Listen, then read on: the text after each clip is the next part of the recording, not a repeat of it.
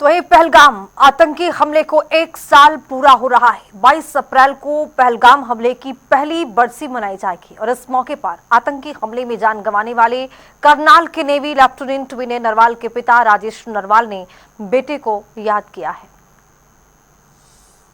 22 अप्रैल 2025 की का जो हादसा हुआ, वहां पर इंसिडेंट हुआ, ये आतंकवादी हमला हुआ, उसमें मेरा बेटा लेफ्टिनेंट विनय नरवाल शहीद हुआ। तो मेरे लिए तो बहुत ही ना उभरने वाली बात है अब तक। और इससे मैं किसी भी ढंग से अपने को, अपनी फैमिली को संभाले हुए हूँ, लेकिन मैं अपने इस दुख के साथ आम जिंदगी को मैं कोप अप नहीं कर पाया। मैं मेन जो मेरी लाइफ था उसमें नहीं मैं आ पाया अभी तक भी, उस दुख से नहीं उभर पाते।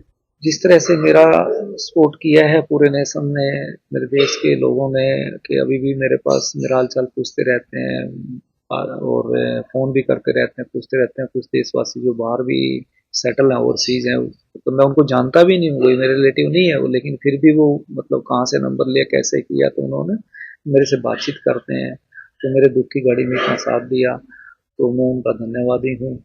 और देश के नाम संदेश ये है कि भाई हम सबको बहुत ही सेंसिटाइज और सेंसिटिव होने की जरूरत है, और सरकार को भी, कि सो दैट के जो टेररिस्ट और टेररिज्म की बातें हैं और आइडियोलॉजी है, ये किसी तरह से इसको हम करब कर पाए किसी भी तरह से। तो इसके लिए हमें अपना रोल निभाना है। कहीं कुछ ऐसा लगता है तो हमें अपना एजेंसीज को इन्फॉर्म भी करना चाहिए, और साथ में सरकार के संज्ञान में आएगा तो सरकार इस पे एक्शन भी लेती है। तो अगली हम 1 तारीख को ब्लड डोनेशन कैंप, यदि सब ठीक रहा तो उसको ऑर्गेनाइज कराएंगे। हाँ, सरकार ने बहुत ही मैं उनकी प्रशंसा करता हूँ इस मामले में, कि जैसे ये इतना बड़ी कायराना हरकतें की उन लोगों ने, उग्रवादियों ने, और इमीडिएटली उसके अगेंस्ट एक्शन लिया गया, और ऑपरेशन सिंदूर के तहत उनकी कमर तोड़ दी, और एक मैसेज दिया कि इस तरह की हरकतें हम बर्दाश्त नहीं करेंगे, और फिर कभी तुमने